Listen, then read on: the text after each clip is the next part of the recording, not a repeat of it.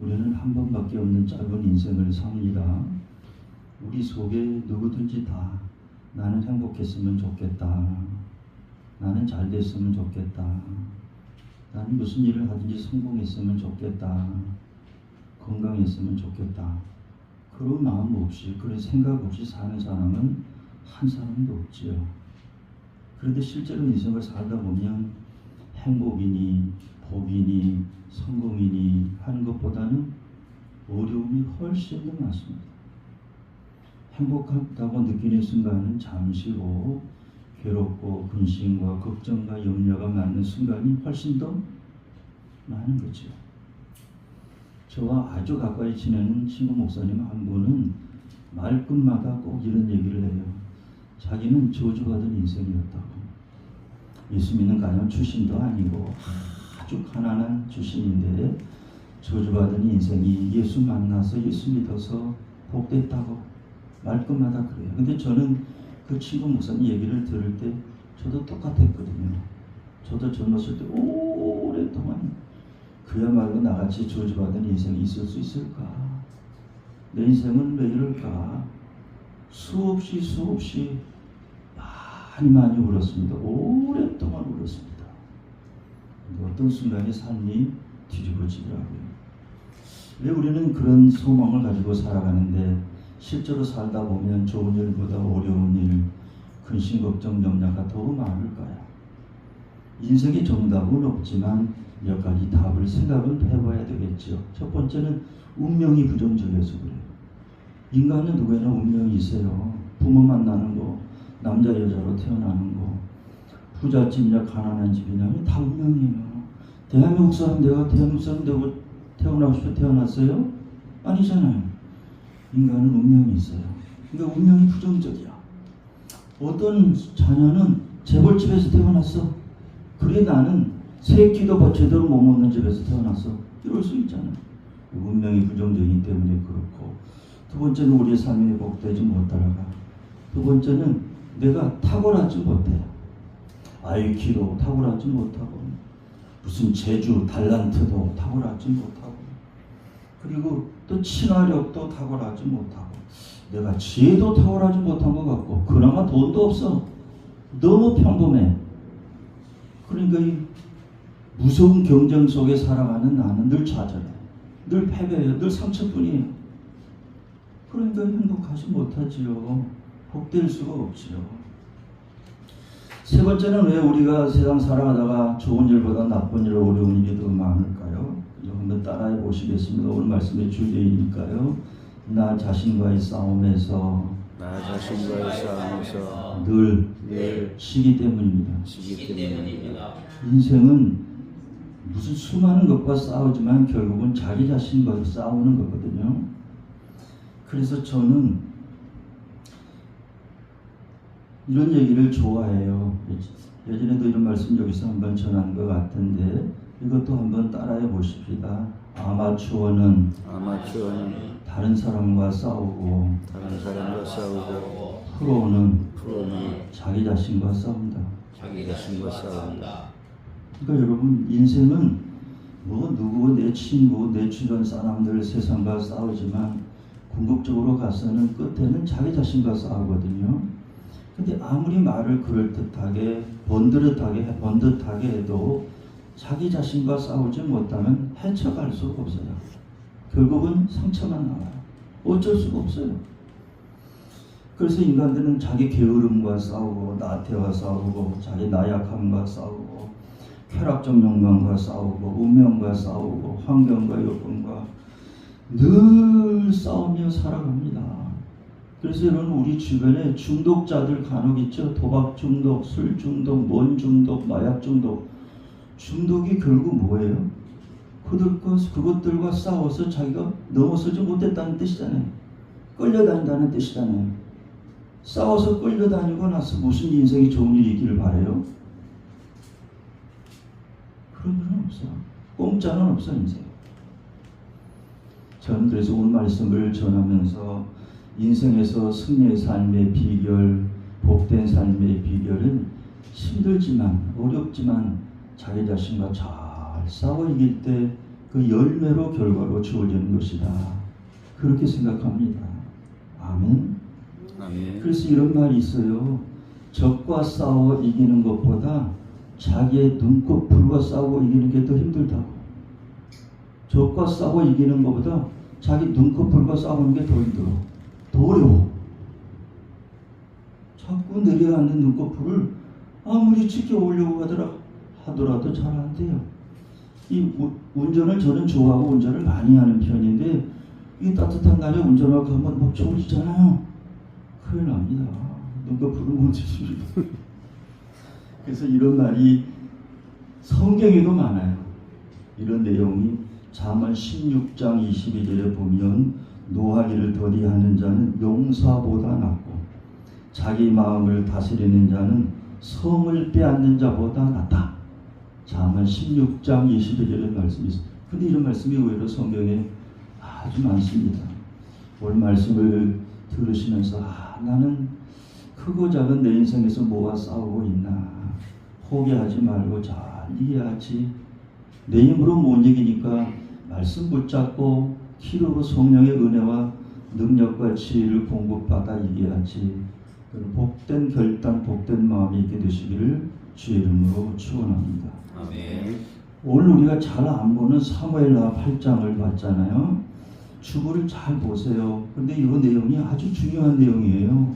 어렵기도 하고 재미도 없지만 사무엘 8장에 나오는 주인공은 다윗입니다. 이스라엘의 영웅, 이스라엘의 성공자지요. 이스라엘의 영웅이지요. 근데 그 다윗이 있을 때 주변의 여러 나라들과 전쟁을 했어요. 이 다윗이라는 인물이 우리나라 사람들이 세종대왕, 이순신 장군 존경하는 것과는 비교가 안 돼요. 이스라엘 6천년 역사의 다윗은 굉장히 중요한 사람. 지금도 이스라엘 사람들이 기도할 때 빠뜨리지 않고 기도하는 내용이 다윗의 영광을 회복시켜 주세요. 다윗의 그때의 영광을 지금 주세요. 그렇게 기도할 정도로 다윗은 엄청난 사람이에요. 근데 다윗은 묘가 없거든요. 근데 가묘를 만들어 놨더니 가묘를 그 사람들이 숭배하고 절하라고. 그리고 여러분 그 정도가 아니에요. 이스라엘 국기 보셨어요? 이스라엘 국기는 우리 의자색 푸른색입니다. 이스라엘 국기가. 그런데 이렇게 이스라엘은 이 푸른색이 청결, 피어를 의미해요. 깨끗하다는 것을 의미해요. 이 국기가 이스라엘 국기를 잘 보세요. 삼각형 바로 세워놓고 삼각형 거꾸로 세워놓고 꼭지가 6개예요. 그걸 다윗의 별이라고 해요. 다윗의 별. 그걸 제2차 세계대전 때 독일의 나치 히틀러가 유대인들 색출해서 죽일 때 어떻게 해서 가스실에 600만 명 죽일 때 손수건에다가 다윗의 돌을 붙여놓고 이 사람은 유대인이다, 죽이도 좋다 이랬잖아요. 아주 무서운 뜻이에요. 엄청나게 무서운 뜻이에요. 이처럼 이스라엘 역사 속에 다윗은 유명한 사람이에요. 그런데 왜 이렇게 다윗이 중요하냐? 그것은 이스라엘이 작은 땅덩어리잖아요. 이스라엘은 지금도 우리나라 경상남북도 강원도 거기밖에 안 돼요. 이렇게 작은 나라예요. 근데 세계를 향해서 아랍 세계를 향해서 땅땅 그리고 있어요. 세계가 묵인하고 있지만 이스라엘이 핵을 가지고 있어요. 근데 다윗이 왕으로 있을 때 다윗은 24살에 유다 지방의 왕이 됐어요. 어디 유다 지파 출신인 거죠. 네 번째. 그리고 만 30세 약관의 통일 이스라엘의 왕이 됐어요. 지금 예루살렘을 빼앗아서 만 30세. 그리고 다윗이 70세 죽었어요. 하늘나라 갔어요. 그런데 그 다윗의 40년 역사가 이스라엘 6천년 역사 가운데 가장 강성했어요. 가장 힘이 있었어요. 그 누구도 다윗을 넘보지 못했어요. 그것 때문에 지금도 이스라엘 사람들이 기도할 때 누가 가르쳐주지도 않았는데도 다윗의 영광 회복해달라고 애들까지 그렇게 기도한다니까요. 그럼 더 중요한 사람이에요. 그 중요한 얘기를 뭐 시간이 없으니까 더 할 수는 없지만 오늘 그 내용 중에 하나예요. 다윗이 어디와 전투했다고 그래요? 자, 6절 보세요. 다윗이 어디에? 아람과 전투했어요. 아람은 지금 시리아. 그리고 이겼어요. 그랬더니 다윗이 아람 사람들이 뭐가 됐다고 그래요? 다윗의 뭐가 됐어요? 종이 됐어요. 종이 돼가지고 조공을 막 바쳐. 조공을 가져오지 말고 막 가져와 살아남으려고. 두 번째 또 보세요. 다윗이 소금 골짜기에서 어떤 사람들과 싸웠어요? 에돔과 싸워. 에돔이 누군지 아시죠? 에서, 그 다음에 동생이 누구예요? 야곱이잖아. 이삭의 큰아들, 쌍둥이 큰아들 에서가 에돔이잖아요. 별명이 붉다는 뜻이 붉다, 피부가 붉다. 그런데 이제 에돔은 지금의 사해 옆에 있는 나라의 부족이에요. 그래서 이겨버렸어. 또 똑같이 나와. 보세요. 온 에돔의 수비대를 두니 에돔 사람이 다 다윗의 종이 되잖아. 꼼짝 못해. 조공을 줄줄이 와서 바친다니까요. 종 노릇하면서 우리만 목숨만 살려달라고. 근데 이건 비근한 예예요. 지금 딱 두 나라만 소개하고 있는데 이 사무엘하 이제 읽어보면 다윗이 어느 나라와 싸워 이기고 어느 나라와 싸워 이기고 어느 나라 싸워 이기고 쭉 나와요. 근데 단 한 번도 졌다는 말이 없어요. 단 한 번도 졌다는 말이 없어요. 그러면 여러분, 사람이 신이 아닐진데 어떻게 전쟁을 했는데 다 이겨 질 때도 있지. 성경은 무슨 얘기를 하려고 하느냐면 뒤에 얘기를 우리에게 말씀해 주려고 하는 게 따라해봅시다. 이건 다윗이 어디로 가든지 여호와께서 이기게 하시니라. 아멘. 거기만 나와요? 가운데 또 보세요. 에돔 사람이 다윗의 종이 되니라. 또 나와 그 말이. 다윗이 어디로 가든지 여호와께서 따라합시다. 이기게 하셨더라. 아멘. 얘기가 계속 나온다니까요. 이건 사람이 할 수 없는 일이구나. 어떻게 다 이겨? 전투를 매번 했는데 근데 다 이겼어. 여호와께서 이기게 하신 거예요. 무슨 능력이 탁월했어도 아니에요. 여러분, 다윗이 어떤 사람인지 아시지요? 다윗의 아버지가 누구예요? 이세. 다윗의 아버지가. 다윗은 8형제 출신, 8형제. 아들만 8. 그 중에 다윗은 막내의 막내, 8번째 막내. 그러면 형들은 다 어디 가서 8번째가 성공하게? 그런데 여러분, 시편 27편 10절에 보면, 시편 27편 10절에 보면 따라해 봅시다. 내 부모는 나를 버렸으나 여호와는 나를 영접하시리이다. 무슨 말인지 아세요? 다윗이 어렸을 때 부모로부터 멸시받았다고, 부모로부터 인정받지 못했다고 어렸을 때부터 상처가 아주 깊었어요. 왜? 형들이 7명이나 있으니까 어머니 아버지가 형들만 생각하는 것 같아. 형들만 칭찬하고 형들에게 힘을 실어주는 것 같아. 자기 아들, 자기 8번째 막내 아들, 자기에게는 조금 피실피실한 게 뭐 하겠어 도대체. 찌질한 게 말이야. 너는 가서 양이나 쳐. 양이나. 이스라엘에서는 제일 시원치 않은 아들이 양치는 거거든요. 그러면 똑똑하고 용감하고 남자다운 아들은 뭐 시킬까요? 군인이요. 군인. 그래서 골리앗과 전투를 할 때 다윗의 세 형제들이, 제일 큰 형, 둘째 형, 셋째 형이 전투 현장에 있었던 거예요. 그 옛날에 다 그래서 여러분 지금도 그렇지만 옛날에는 최고의 직업이 군인이요. 남자들은 다 군인이요. 그런데 8번째 막내 아들은 찌질이 못 나고 능력도 없고 뭐 담대하지도 않고 용감하지도 않고 지혜도 없고 하니까 너는 이놈아 가서 양이나 쳐라. 이게 부모는 그냥 한 말인데 어린 다윗이 들을 때 상처가 돼서 너무 기뻤어요. 그런데 부모로부터 받은 상처를 안고 끙끙 앓지 않고 그 상처를 가지고 어디에 나아갔어요? 하나님께 나아갔어요. 하나님, 제가 이런 사람이다. 제가 잘난 것도 없고 똑똑한 것도 용감하지도 않고 부모님께 인정받고 칭찬받지도 못하고 상처뿐입니다. 하나님, 저를 도와주세요. 제게 능력을 주세요. 제게 지혜를 주세요. 제 인생을 새롭게 해주세요. 저를 사용해 주세요. 영이신 하나님을 만나버렸어. 기도하다가 믿음이 확 돌아버린 거예요. 능력과 담대함과 용기가 확 돌아가 다윗 속에. 그래서 누가 앞에 선 거예요? 그래서 골리앗 앞에 선 거예요. 15살 소년쯤 됐을 때. 거인 골리앗. 거인, 보통 사람이 2m 30, 2m 40 정도 거린 골리앗을 15살 정도밖에 안 되는 소년 다윗이 죽이고 무너뜨리고 난 다음에 다윗 속에 확신이 확 생긴 거예요. 믿음이 확 불어난 거예요. 어떤 믿음? 따라합시다. 하나님이 함께 하시면 하나님이 함께 하시면 무엇이든지 된다. 이긴다. 불가능이 없다. 아멘. 믿음이 생깁니다. 그게 다윗의 인생에 굉장히 중요한 믿음이에요. 중요한 모토예요. 나는 부족해도, 나는 가진 것 없어도, 나는 부모님께 인정받지 못해서도, 나는 찌질이 못하고 잘난 것도 아무것도 못해. 없어. 공부도 잘 못해. IQ는 2자릿수야. 그나마 가진 것도 없어. 돈도 없어. 그래도 하나님이 함께 하시면 된다. 하나님이 사용하시면 된다. 이 확신이 인생 살아가는데 얼마나 중요한지 몰라요.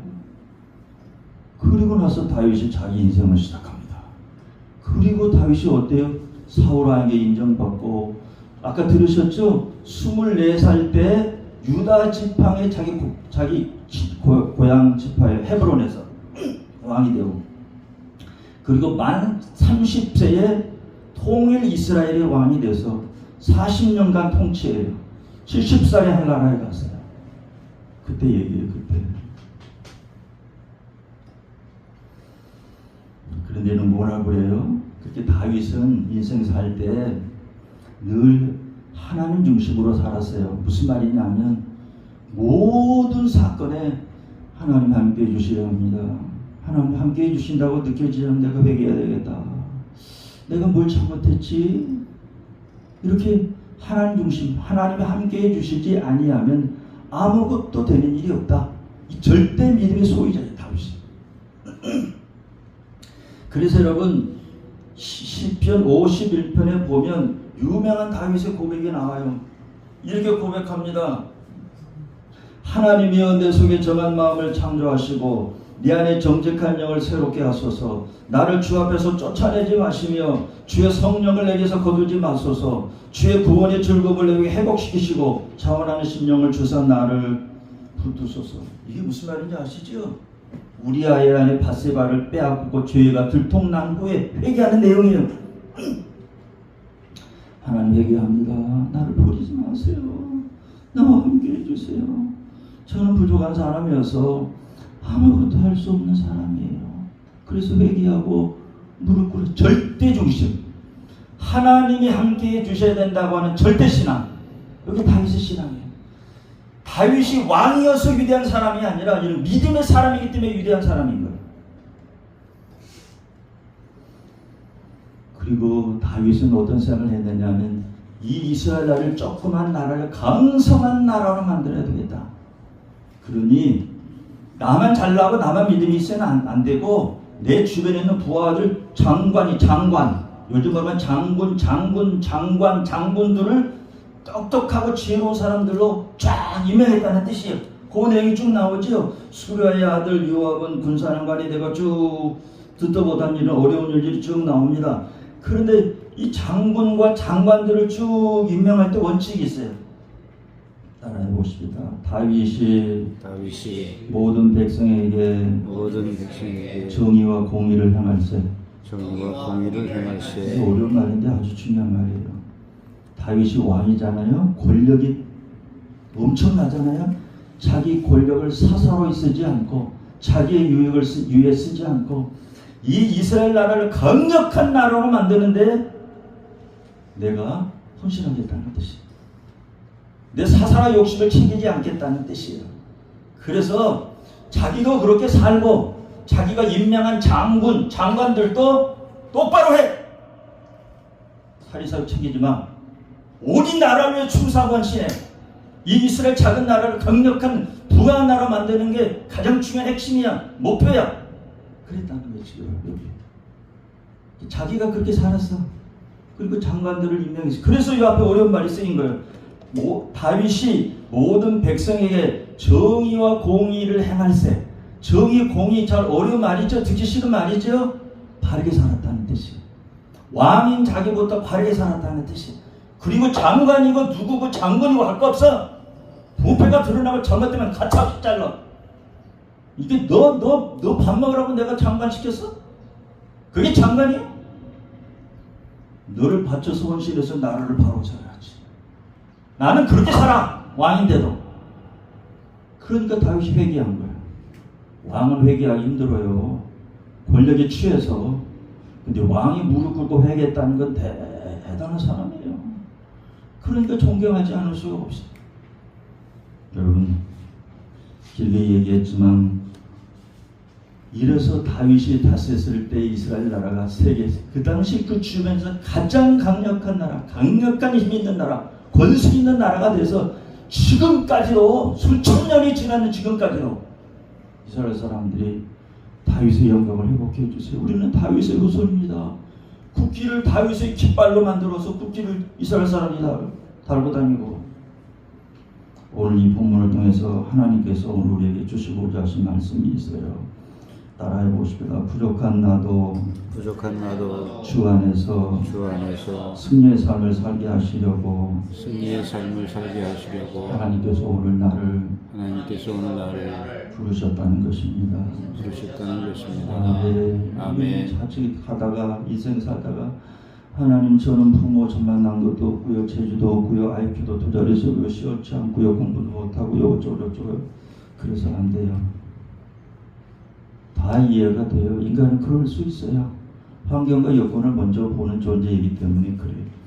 그런데 우리가 믿음을 가지고 신앙생활 한다는 말은 무슨 말이냐? 한 번 더 따라합시다. 그럼에도 불구하고 주 안에서 나는 할 수 있습니다. 승리할 수 있습니다. 그 훈련합니다. 그 훈련. 그럼에도 불구하고 여러분, 부모 잘 만나서 좋은 집에 살았으면 좋겠지요. 그런데 아까 제 친구 목사님 얘기했잖아요. 저도 똑같아요. 아무것도 예수 압니다. 예수도 압니다. 아무것도 없어요. 그런데 믿음이라는 게 그런 거예요. 그럼에도 불구하고 주 안에서 저는 할 수 있습니다. 주님께서 능력 주시고 지혜 주시고 붙드시고 함께 해주시면 할 수 있습니다. 이길 수 있습니다. 헤쳐갈 수 있습니다. 나도 성공할 수 있습니다. 그런 영적인 훈련을 하는 게 신앙이다 그 말이에요. 교회만 다니다 천당 가는 게 아니고 그게 신앙이다 그 말이에요. 그래서 예수께서 요한복음 16장 33절에 뭐라 그래요? 세상에서는 환난을 당하나 담대하라, 내가 세상을 이겨노라. 세상에서는 환난을 당하나 담대하라, 내가 세상을 이겨노라. 내가 세상을 이겼으니 너희들도 세상을 이기길 바래. 그런 뜻이에요.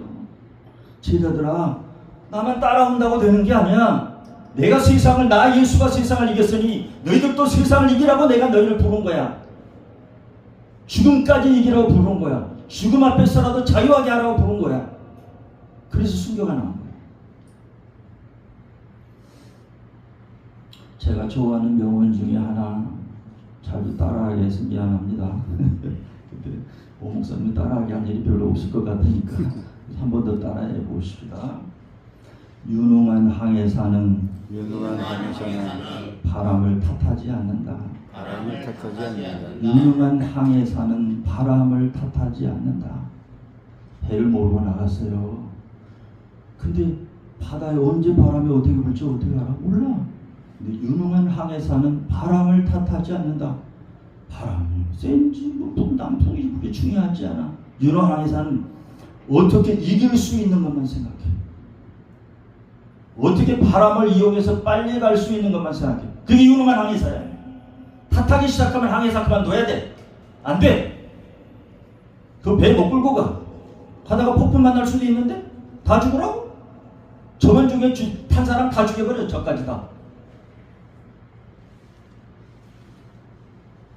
목사님, 저는 이런저런한데 그렇게 살 수 있을까요? 저는 가진 것도 없고 돈도 없고 뭐 이런데 그렇게 될 수 있을까요? 저도 이 주 안에서 이길 수 있을까요? 이렇게 말씀 들으시면 생각할 수 있을 것 같아요. 그럼에도 불구하고 그런 주 안에서 승리의 삶을 살라고 저와 여러분을 부르신 하나님 아버지의 마음은 보잘것없고 믿음도 없지만 나를 사랑하시기 때문인 줄 믿습니다. 한 번밖에 없는 짧은 인생을 실패와 좌절과 상처와 근심만 안타가 그냥 돌아가셨어요. 아이고 불쌍해라. 그렇게 하지 않기를 바라시고 주 안에서 승리했습니다. 저주받은 인생이 주 안에서 복됐습니다. 그렇게 하나님의 영광 돌리며 마지막 하나님 품에 안기기를 바라시는 것입니다. 엊그제 주일날 제 서울의 본교회에 갔어요. 그러다가 밥 먹다가 장로님들하고 밥 먹다가 갑자기 이제 축구 얘기가 나왔어요. 그때도 축구 좋아하니까 막 화가 나더라고요. 근데 장로님들도 똑같이 6번이나 장로님들과 밥을 먹는데 뭐라고 하느냐. 제가 그랬어요. 축구 얘기하면 화가 나가지고 얘기를 못하겠습니다. 저는 축구를 엄청 좋아하는 사람이라. 근데 제가 하고 싶은 얘기는 전반전에 손흥민 선수를 등장시켜서 한 골에 넣었으면 좋고 손흥민 선수를 전반전에 등장시켜서 한 골도 못 넣고 졌다 하고 하더라도 설령 이거 손흥민이 나왔으니까 괜찮아 질 수도 있지 뭐 이렇게 억지로 이해라도 할 수 있는데 받아들일 수가 있는데 손흥민이 넣어보지도 않고 쳐버렸어? 이런 경기라. 그랬더니까요. 그랬더니 장로님들이 박수쳐. 목사님 말이 맞다고. 선생님 그 말이야. 이기든 졌든 손흥민을 넣고 싸워봐야 될 거 아니에요. 저는 전반전에. 그게 지금 리더십이요? 아니잖아. 그랬더니 그냥 황 감독은 욕 보고 싸. 어쩔 수 없어. 아까 다윗 얘기 들으셨지요? 다윗이 인생이 어떻게 변했는지 좌절과 상처, 부모께 인정받지 못한 그게 다 쌓여서 그것 때문에 인생을 포기하지 않고 하나님께 나가 기도하다가 믿음이 생겼어. 영이신 하나님을 만나버렸어. 그리고 골리앗 앞에 서게 돼. 한 가지 진리만 얻은 거예요. 나는 부족할지라도 하나님이 함께 해주시면 된다. 못 이길 게 어디 있어. 하나님이 싸우시는데 내가 싸우는 게 아니고. 여러분 이것이 오늘 우리에게 주시고자 하시는 하나님의 뜻이에요. 그렇게 그런 삶을 살라고 오늘 저와 여러분을 부르셨다는 사실을 믿으시기를 주의 이름으로 축원합니다. 이게 부족한 나를 향한 하나님 아버지 마음이에요. 하나님 아버지 마음. 이 사무엘 하를 쓴 기자가 이 다윗의 얘기를 듣고 5,000년 6,000년이 지난 후에라도 이 다윗의 성경을 읽고 듣는 사람들로 하여금 읽는 사람들로 하여금 나도 주 안에서 다윗처럼 그렇게 살 수 있을까요? 하나님? 제게도 그런 은혜를 주세요. 그 믿음을 가지라고 이 내용을 사무엘하 8장에 기록했다는 거예요. 결론. 그렇다면 어떻게 해야 승리의 삶이 있고 복된 삶인데 우리도 한 번밖에 없는 짧은 인생을 무능한 내가 그렇게 살 수 있을까요? 몇 가지 말씀을 정돈하고 오늘 말씀을 맺도록 하겠습니다. 첫 번째 따라해 봅시다. 하나님이 함께 해주신 삶을 내 신앙의 내 삶의 중심으로 삼아야 합니다. 다윗은 그거밖에 몰라요. 그러니까 다윗은 전투하러 전쟁하러 갈 때 굉장히 많이 나오는 말. 반드시 그냥 전투하고 전쟁하러 가지 않았어요. 하나님 싸우러 갈까요? 말까요? 하나님 적들이 숫자가 엄청 많은데 어떻게 싸울까요? 반드시 물었어요. 안 묻고 가면 큰일 나. 이게 하나님 중심의 삶이에요. 작은 일을 하더라도 하나님 이래야 될까요? 저래야 될까요? 지혜를 주세요. 도와주세요. 붙들어 주세요. 저는 사람인지라 100살도 못 살잖아. 70살에 한나라에 갔다니까 다윗이 사람이라 부족합니다. 불완전합니다. 도와주세요. 하나님의 동행하심, 하나님의 함께하심을 인생의 최고의 좌표로 붙잡고 살아가는 사람이 다윗이었죠. 여러분 돈 많은 권력자 재벌도 다 100살도 못 살고 한나라 갔습니다. 우리가 그렇게도 맨날 듣는 삼성 그룹을 세운 이병철 회장님도 77세에 한나라에 가셨습니다. 우리가 그렇게도 매일 듣는 현대그룹 정주영 회장님도 86세 한나라에 가셨습니다. 김대중 대통령은 85세 한나라 갔습니다. 대한항공을 세운 그 성함이 갑자기 조중 대한항공 세우신 분, 그분 조중구 회장님은 70세에 한나라 가셨습니다.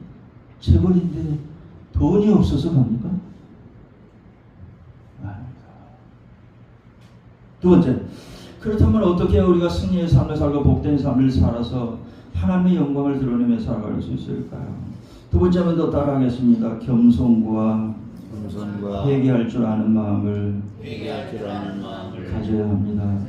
여러분 아무나 회개 못합니다. 겸손한 사람만 회개합니다. 왕이 회개하고 왕이 겸손해진다는 건 아주 어려운 일입니다. 근데 회개할 줄 알고 겸손할 줄 알고 하나님께 무릎 꿇을 줄 알고 눈물 흘릴 줄 알고 아주 멋진 사람, 아주 훌륭한 사람. 너무 인간적으로 다윗을 치켜 올리는 것 같아서 죄송할 정도로 멋진 사람입니다. 사람은 완벽한 사람이 없어요. 다 부족해요. 그런데 겸손해서 깨닫고 회개할 줄 알면 출발은 시원찮고 나중에 복되겠지요. 근데 그것마저도 없어. 뭐에 이렇게 교만해? 말이 안 되잖아요. 교만하면 반드시 꺾으신다고요. 마지막, 어떻게 우리가 주 안에 승리해서 복된 삶, 멋진 삶을 한 번밖에 없는 짧은 인생을 하나님의 영광 돌리며 살다가 하나님 품에 안길 수 있을까요? 마지막 따라하고 마치겠습니다. 정의와 공의의 삶을 살아야 합니다. 말이 어렵죠. 쉽게 해석합니다. 공과 사를 정확히 구분하는 뜻이, 공과 사를 정확하게 구분하고 권력을 사유하지 않고 집어들어 쓰지 않고, 나를 위해 지금 내가 왕이 된 게 아니에요. 나라가 잘 되라고 왕이 된 게, 나라를 건강하게 세우라고 왕이 된 거예요. 그렇지요? 어떤 분이 회사의 사장이 됐어요. 사장으로 임명받았어요. 두 생각할 수 있겠지요? 사장 일을 통해서 뭐 유익을 얻을까 이럴 수도 있겠지요. 반대일 수도 있어요. 내가 충성하고 헌신해서 내가 앞장서서 무릎 꿇어서 이 회사를 든든하게 세워야지. 그럼 복은 자동으로 와버려. 인간이 그러기가 쉽지 않아. 근데 다윗은 그런 사람이라는 뜻이, 왕인 자기도 그렇게 살고 장군, 장관 다 임명할 때 똑바로 해. 나도 왕인 나도 그래서 하는데 사리사리 챙기지 마시오. 들통나면 가차없이 목을 자르겠어. 권력이 중요한 게 아니에요. 이스라엘 나라를 건강하고 능력 있는 강력한 나라로 세우는 게 중요하지. 그래서 임명했다는 뜻이죠. 어려운 의의 길에 복된 삶이 있습니다. 로마서 14장 17절 따라하고 말씀을 맺겠습니다. 하나님의 나라는 먹는 것과 마시는 것이 아니요 오직 성령 안에서 의와 평강과 희락이라. 의의 삶의 길에 복된 삶이 있고 승리의 삶이 있음을 우리에게 보여주시는 것이고, 그 길에 누가 함께 해주세요? 하나님이 함께 해주세요. 하나님이 함께 해주신다는데 누가 뭐라고 그러겠어? 전능하신 하나님이 도와주시는데 누가 뭐라고 그랬어? 사람이 감히 어떻게 하나님을 대적하고 하나님과 싸우겠어? 그럴 수는 없잖아. 그런 삶이 되게 하시려고 부르셨어요. 한 번밖에 없는 짧은 인생이 주 안에서 다윗의 고백이 저와 여러분의 고백이 되는 복된 삶을 멋지게 사시다가 하나님 영광도 드러내고 전도도 많이 하시고 마지막에 부르실 때 단 한마디의 근심과 걱정과 후회도 없이 멋진 모습으로 하나님 품에 안기시는 저와 여러분이 다 되시기를 주의 이름으로 축원합니다. 아멘.